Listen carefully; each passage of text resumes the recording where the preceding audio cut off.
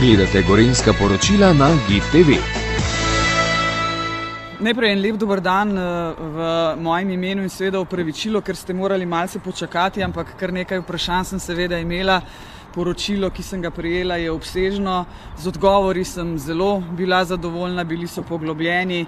Tako da, opravičilo z moje strani, zdaj pa en kratek povzetek tega, kar sem slišala in prebrala v poročilu.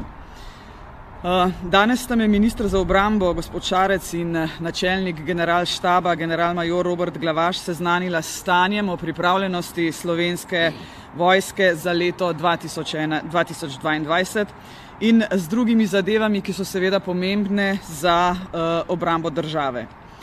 Na tem mestu se pripadnicam in pripadnikom iskreno zahvaljujem za njihovo predano in požrtvovalno služenje domovini. Odločila sem se, da poročanje tokrat poteka izven predsedniške palače, ker nameravam v tem mandatu obiskovati poveljstva in enote Slovenske vojske ter si seveda ogledati njihove zmogljivosti. Pomembno je, da smo danes na sedežu poveljstva sil Slovenske vojske, ki zagotavlja sile, stalno pripravljenost za delovanje ter poveljuje poveljstvom in enotam Slovenske vojske v Sloveniji in v tujini. Zato se na tem mestu zahvaljujem tudi ministru, načelniku generalštaba in poveljniku poveljstva sil Slovenske vojske za današnje gostoljubje. Dovolite, da na začetku omenim realnost preteklega leta, vojno v Ukrajini, z obsežnimi lokalnimi, regionalnimi in mednarodnimi učinki in posledicami. Ti se kažejo seveda v ogrožanju mednarodnega miru in varnosti, nepotrebni izgubi človeških življenj, humanitarni katastrofi, kršitvah človekovih pravic, prekinitvi energetskih in dobavnih verig ter še mnogočem drugem. Mirno reševanje sporov je in mora ostati imperativ v mednarodnih odnosih, zato sta seveda nujna čimprejšnja prekinitev ognja in začetek pogajanj. Diplomacija mora najti pot, saj gre za reševanje človeških življenj, zmanjševanje trpljenja, medsebojno solidarnost ter iskanje dolgoročnih podlag, ki bodo omogočile sobivanje prihodnjih generacij. Zakaj do tega še ne pride? Morda samo ena kratka obrazložitev. Dokler se ena in druga stran v tej vojni ne bosta strinjali, da sedete skupaj za pogajalsko mizo, je mednarodna skupnost v precejšnjem delu seveda zelo nemočna. Kljub temu, da Slovenija ni neposredno vojaško ogrožena, je vojna v Ukrajini nedvomno jasen opomin, kako hitro se lahko razmere v svetu spremenijo. Z uporabo sodobne tehnologije in hibridnega delovanja se lahko prekine in destabilizira osnovne storitve in funkcije kritične infrastrukture v državi. Poleg tega pa smo na evropskih tleh ponovno priča tudi konvencionalnemu vojskovanju in spoznanju o omejitvah zalog ter kapacitet obrambne industrije. Na spremenjene okoliščine mora biti pripravljena tudi Slovenija. Nacionalno varnost si bomo lahko učinkovito zagotavljali le z ustrezno opremljenostjo, pripravljenostjo in sposobnostjo zaznavanja, preprečevanja ter odzivanja na sodobne varnostne grožnje. Zahtevna naloga vseh subjektov nacionalne varnosti, tudi Slovenske vojske, bo pravočasno sledenje razvoju prebojnih tehnologij, saj bo zaostanek predstavljal resno varnostno ranljivost. Zato potrebujemo ustrezne obrambne zmogljivosti, ki se morajo redno nadgrajevati in modernizirati. Te pa morajo biti namenjene nacionalni obrambi in seveda tudi za potrebe zavezništva, torej NATO. Danes sem bila seznanjena z dvema zadevama, s poročilom o stanju pripravljenosti Slovenske vojske v letu 2022 ter prvič, na mojo pobudo, z informacijo o aktivnostih za zagotavljanje večje odpornosti države in družbe, ki imajo vpliv na obrambni sistem, za kar se seveda ministru in vsem njegovim sodelavcem in načelniku generalštaba zahvaljujem. Na obrambnem področju so vsa leta glavni elementi razprav kadrovski in finančni viri ter seveda modernizacija. Dejstvo je, da še vedno obstajajo določena neskladja oziroma odstopanja pri zmogljivostih, delovanju in vzdržljivosti obrambnih sil, vendar se hkrati odvijajo koraki tudi v pozitivno smer. Glede poročila bi rada izpostavila naslednje. Slovenska vojska je izvedla vse naloge, ki so ji bile zaupane, to je usposabljanja in vaje, nudenje podpore drugim organom, predvsem policiji ter zaščiti in reševanju, poleg tega pa je sodelovala v predvidenih mednarodnih obveznostih, kot so mednarodne operacije in odzivne sile. Sprejete so bile usmeritve, resolucija Državnega zbora Republike Slovenije za nadaljnji razvoj Slovenske vojske do leta 2040, kjer bo v naslednjih korakih potrebna implementacija preko mandatov več vlad.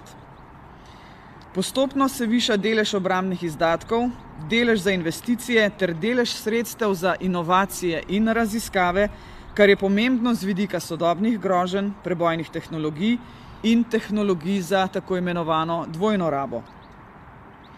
Napredek je bil narejen tudi pri usposabljanju kot ključni nalogi Slovenske vojske za obrambo države.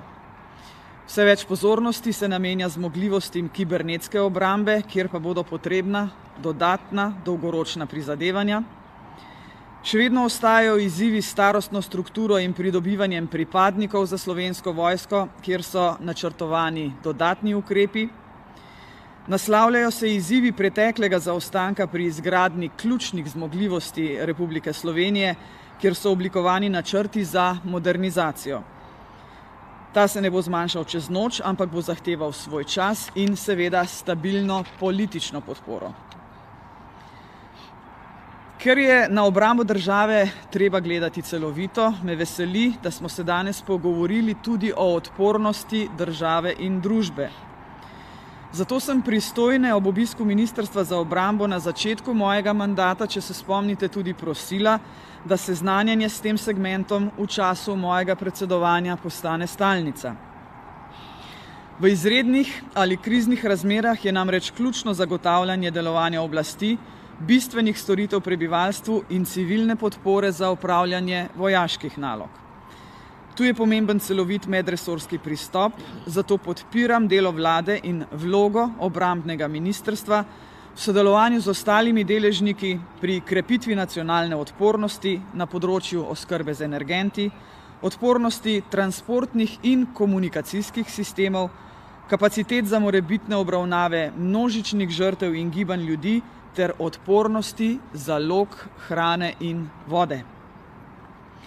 Vse to krepi zmožnost obrambe in odvračanja pred morebitnimi viri ogrožanja. Kakšen pomen imajo dolgoročna vzdržljivost ter odpornost družbe in države ter seveda obrambnih sil, pa praktično lahko vidimo vsak dan v oddaljenosti zgolj 600 km od slovenske meje, torej v Ukrajini. Naj ob zaključku povem, da sem prepričana, da bo Slovenska vojska v sodelovanju z ostalimi subjekti in sredstvi zaščitila suverenost in ozemeljsko celovitost Republike Slovenije, če bo to potrebno. Hvala lepa.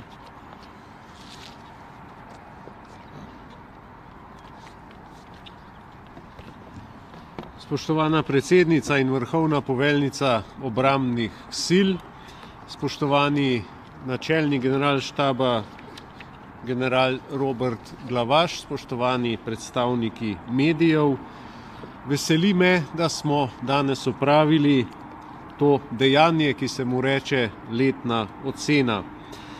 In že z resolucijo o dolgoročnem programu razvoja in opremljanja Slovenske vojske do leta 2040, ki jo je Državni zbor sprejel 22. marca, smo napovedali bolj ambiciozne cilje in višji odstotek predvidenih sredstev, kakršnih obrambni proračun še ni imel.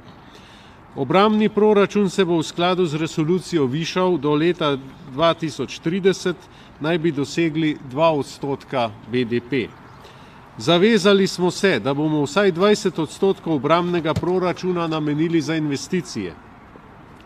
Doseči želimo tudi, da bomo za raziskave in razvoj namenjali 2% obrambnega proračuna. Že v letošnjem proračunu smo za to namenili skoraj 13 milijonov, kar je velik skok naprej.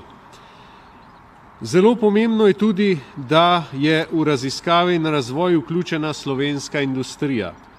Se pravi, pri modernizaciji Slovenske vojske in v razvoj njenih zmogljivosti vključujemo domače znanje in domače gospodarstvo.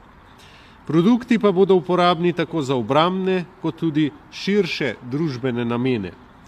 Velik poudarek bomo še naprej namenjali razvoju nekaterih zmogljivosti Slovenske vojske, ki so namenjene dvojni uporabi, kot podpora sistemu varstva pred naravnimi in drugimi nesrečami. Naj omenim, da smo lansko leto potrdili naročilo modula za gašenje požarov iz zraka na letalu Spartan, ki ga bomo dobili v letu 2024, modul namreč, in bomo s tem povečali zmožnosti za gašenje požarov iz zraka. Zavedamo pa se, da nobeni vojski še tako sodobna oprema prav nič ne koristi, če nima kdo uporabljati in z njo upravljati. Zanimanje za možnosti vključevanja v Slovensko vojsko se povečuje, predvsem med mladimi za udeležbo na taborih, kjer povečujemo tudi število udeležencev. Da se zanimanje med mladimi povečuje, smo videli tudi na sejmu Informativa. Tudi za prostovoljno služenje vojaškega roka in za vključitve v pogodbeno rezervno sestavo se zanimanje povečuje. Pri naslavljanju kadrovskih izzivov smo na ministrstvu sprejeli vrsto novosti, med katerimi smo novelirali zakon o službi v Slovenski vojski, po kateri se bo vojak lahko zaposlil s končano osnovno šolo, ob tem pa bo imel možnost ob delu dokončati srednjo šolo. V pripravi so tudi spremembe, ki bodo omogočale opravljanje delovne prakse dijakom in študentom v Slovenski vojski v okviru njihovega izobraževalnega programa in še vrsto drugih novosti. Omeniti moram tudi večje kapacitete pri zdravniških pregledih in tako naprej. Vse naloge in poslanstvo naših pripadnic in pripadnikov pa bodo imeli državljanke in državljani možnost spoznati tudi 13. maja, ko bomo obeležili Dan Slovenske vojske, in sicer bo letos prvič potekal v večjem obsegu, zato vas tudi že danes vse vabim 13. maja v ljubljanske Stožice in se zahvaljujem za vašo pozornost. Hvala lepa.